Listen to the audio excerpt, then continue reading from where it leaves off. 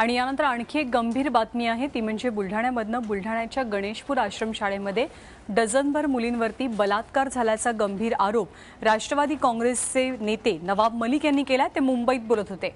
मूळच्या जळगावची असलेली एक मुलगी दिवाळीच्या सुट्टीसाठी घरी गेली। तिथे आपल्याला पोटात वेदना होत असल्याची तक्रार तिने पालकांकडे केली। डॉक्टरांनी तपासणी केल्यावर तिच्यावर अत्याचार झाल्याचं समोर आलंय। त्यानंतर पालकांनी बुलढाणा आश्रमशाळेतील कर्मचाऱ्यांविरोधात तक्रार दाखल केली आणि हे प्रकरण पुढे आलंय।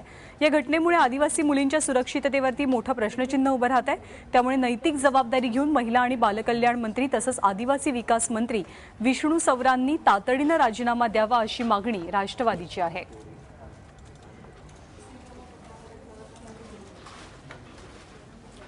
आणि या सगळ्या प्रकारावरती पोलिसांनी काय म्हटलेलं आहे, त्यांची काय प्रतिक्रिया आहे आपण पाहूया। सदरची घटना आहे आणि सदर घटनेच्या अनुषंगाने गुन्हा दाखल करण्याची प्रक्रिया सुरू आहे। गुन्ह्यामध्ये जेही आरोपी निष्पन्न होतील त्या सगळ्या आरोपींना आम्ही त्वरित अटक करीत आहोत।